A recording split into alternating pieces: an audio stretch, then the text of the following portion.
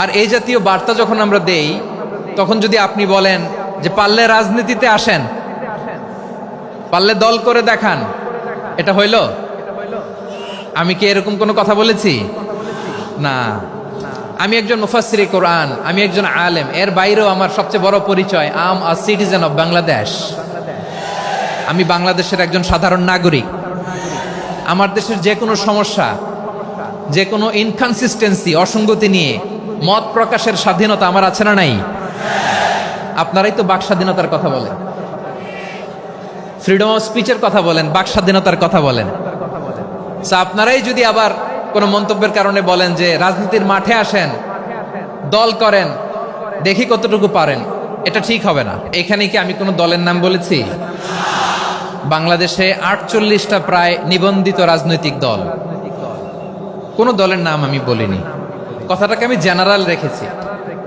দায়ীদের বৈশিষ্ট্যই এটা, দায়ীরা জেনারেলি কথা বলে, যার যেই মেসেজ নেয়ার তারা সেখান থেকে নিয়ে নেয়। একটা লাইনকে কেন্দ্র করে আমাদের অনেক রাজনীতিবিদ বন্ধুরা অনেক ক্ষুব্ধ প্রতিক্রিয়া দেখাচ্ছেন। ওই কথাকে নিজেদের গায়ে টেনে, নিজেদের গায়ে মেখে ওনারা ক্ষুব্ধ হয়েছেন। কোনো দল এটা নিয়ে কোনো কথা বলল না, আপনারা এটাকে নিজের গায়ে যে মাখালেন, এটা ঠিক হয়নি। আমি বলবো যে এটা খুবই অনভিপ্রেত হয়েছে। কোনো দলকে টার্গেট করে বা কোনো দলের পক্ষে আমরা কখনো কথা বলি না। আমরা কোরআনের পক্ষে কথা বলি, ইসলামের পক্ষে কথা বলি, ঠিক কিনা বলেন? সো একটা জেনারেল কথাকে যদি আমার রাজনীতিবিদ বন্ধুরা নিজেদের গায়ে মাখেন, ক্ষুব্ধ প্রতিক্রিয়া জানান, এতে করে সাধারণ জনগণের কাছে একটা নেগেটিভ মেসেজ যাবে ওনাদের ব্যাপারে। এটা হোক আমরা চাই না। তো আমার প্রিয় রাজনীতিবিদ বন্ধুদের আমি বলবো, কথাটা ছিল ভেরি জেনারেল, এটা নিজেদের গায়ে মাখানোর কোনো দরকার নাই। আমরা এই যে এক্সিস্টিং যে রাজনৈতিক চর্চা, এটা থেকে আমরা বেরিয়ে আসতে চাই। আমরা চাই না এদেশে চাঁদাবাজি, দখলবাজি থাক, ঠিক কিনা বলেন? এদেশে কোনো দুর্নীতি থাক, টেন্ডারবাজি থাক, এগুলো আমরা চাই? আই হেট পলিটিক্স একটা জেনারেশন আছে, এই বেশিরভাগ জেন জি অফ সিলেট, এরা আই হেট পলিটিক্স জেনারেশন। এরা পলিটিক্সকে পছন্দ করে না। তো কেন করে না, এর দায়ভার আমাদের আছে না নাই? আছে। এবং আমরা দেখেছি ক্ষমতার পালাবদল যখন হয়, এক সরকার যায় আরেক সরকার আসে, তখন দুর্নীতির ফিরিস্তি আমরা জানতে পারি, এর আগে জানতে পারি না। প্রতিটা দলের ভেতরেই আমরা এই বাজে চর্চাটা দেখেছি। সো এখন আমাদেরকে শুধরে নেওয়ার সময় এসেছে। এটা এই সুন্দর সময়, নতুন প্রভাতের বাংলাদেশ, নতুন ভোরের বাংলাদেশ, এই সময় আমরা কাদা ছোড়াছুরি যেন না করি।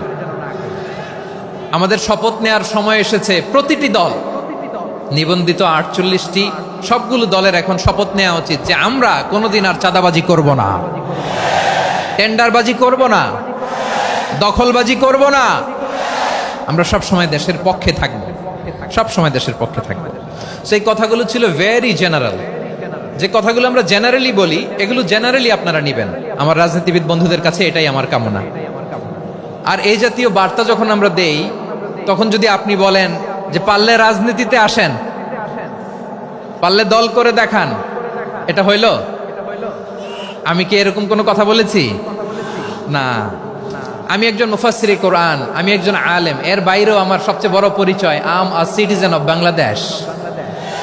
আমি বাংলাদেশের একজন সাধারণ নাগরিক। আমার দেশের যে কোনো সমস্যা, যে কোনো ইনকনসিস্টেন্সি, অসঙ্গতি নিয়ে মত প্রকাশের স্বাধীনতা আমার আছে না নাই? আপনারাই তো বাক স্বাধীনতার কথা বলেন, ফ্রিডম অফ স্পিচের কথা বলেন, বাক স্বাধীনতার কথা বলেন। আপনারাই যদি আবার কোন মন্তব্যের কারণে বলেন যে রাজনীতির মাঠে আসেন, দল করেন, দেখি কতটুকু পারেন, এটা ঠিক হবে না।